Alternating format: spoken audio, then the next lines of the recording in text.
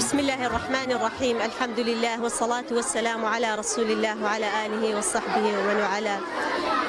سپاس و ستایش بۆ خوای پەروەردیگار کە ئەو پلانەی لە ئەو سێ مانگەی دامان نابوو ئێمە ئەوڕۆ بە ئامانج گەیشتین کە ئەویش فێرکردنی کۆمەڵی قوتابی بوو بەو مەنهەجەی کە سەنتەر داینابوو دەستگای نووری حیکمە لە سەرتاسەری کوردستان کۆمەڵە مەنهەجێکی گشتگیری دانایە وەکو کانیاوی ڕەوان کە پیتەکانی قورئان لەخۆ ئەگرێت و پەروەردە و ڕێنوێنی کە کۆمەڵێک ئادابی ئیسلامی لەخۆ ئەگرێت و قورئانی پیرۆزیش کە بابەتە سەرەکیەکەیە لە دەستگای نووری حیکمە.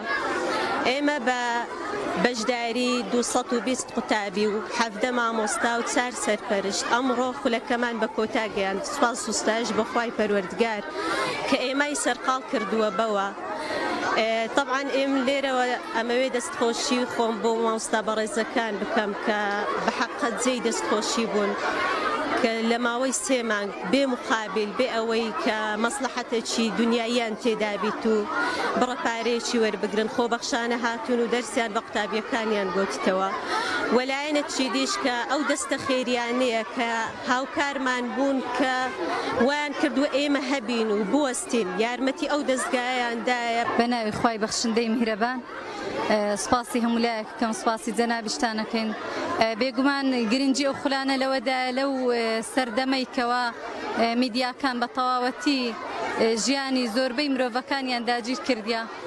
لێرە ئێمە خەریکی پەروەردەکردنی منداڵە چاوگەشەکان بووین.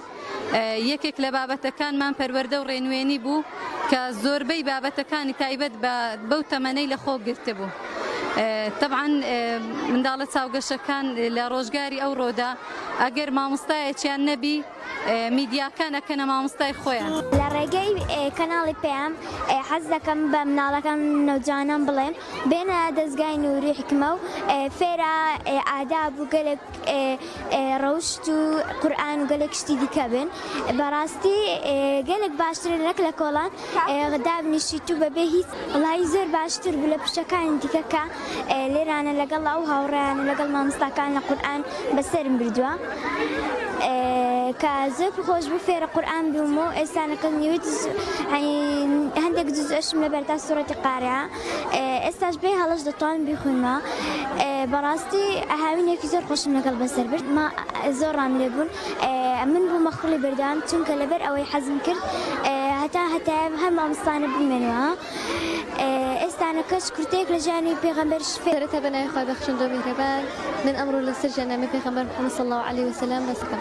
پێغەمبەر محەممەد صلی الله علیه وسلم ناوی محەممەدە، باوکی ناوی عەبدوڵڵایە. لە تەمەنی هێشت لەدایک نەبوو بوو باوکی کۆچی دوایی کرد.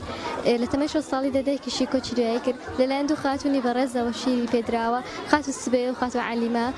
و لە تەمەنی 8 ساڵیدا چۆتە لای باپیری لە تەمەنی 8 ساڵدا کۆچی دوایی کردووە. لە تەمەنی 12 ساڵیدا چۆتە لای مامی گەشتی کردووە بەرەو شام و لە کاری بازرگانی کردووە و لە 25 ساڵیەوە ژیانی هاوسەرگیری لەگەڵ خاتوو خەدیجە پێکهێناوە. سەرەتا بەناوی خودای گەورە و میهرەبان بەخێرهاتنی کەناڵەکەتان دەکەین دەستخۆشی لە دەستگای نووری حیکمە دەکەین کە بۆ مایە و 3 مانگە ئێمە پەروەردە کردووە و شتی زۆر باشی لێ فێر بووم و دەستخۆشی لە مامۆستایەکان دەکەم و ئێرە شوێنێکی نمونەیە و زۆر سپاسی بەڕێوەبەری ئێرە ئەەکەم کە دەستگایەکی وای کردوێتەوە دەستگای فێربوونی قورئان و چەند شتێکی جوان و سود بەخش. نمونە ئەوەیە کە لە کتێبی پەروەردە ڕێنوێنی کە باسی ژیاننامەی پێغەمبەرەکەەوە زۆر سەرنجڕاکێشەم شتێکی زۆر باش بوو کە ئێمە هەمومان لێرە وەکو خوشکێکی یەکتری ئەو شتەمان باس کردووە. زۆر سپاس دەستگای نووری حیکمەکە کە فێرمی کرد قورئان جوانتر بزان و فێری پەروەردە ڕێنوێنی بن. سپاسی هەموو مامۆستاکان دەکەم. وەڵاهی ئەمن هاتیمە ئەو دەستگای قورئانی پیرۆز فێر بوومە بە تەواوی، یعنی هیوادارم بتوانم هەموو قۆناغەکانی تێ بپەڕین و قورئانی پیرۆزیش لەبەرکەم. وەڵاهی سوورەتەکانی لە جوعەمەی هەتا سوورەتی قاریعە هەمووم لەبەرە بێ هەڵا، یعنی هەندێک سوورەتی دیکەشم لەبەرە بێجگەلەوە.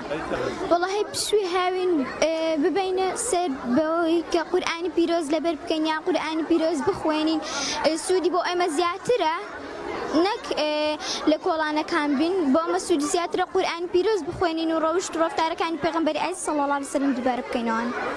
من قوتابی بەهرەی سەرەتا دەمەوێت سوپاس خوا بکەم کەوای کە ئەو مامۆستا بەڕێزانە ئێرە بناسم بەڕاستی ستافی ئەم سەنتەرە لەگەڵ قوتابی زۆر باش بووم سوودی زۆرم لێرە بینی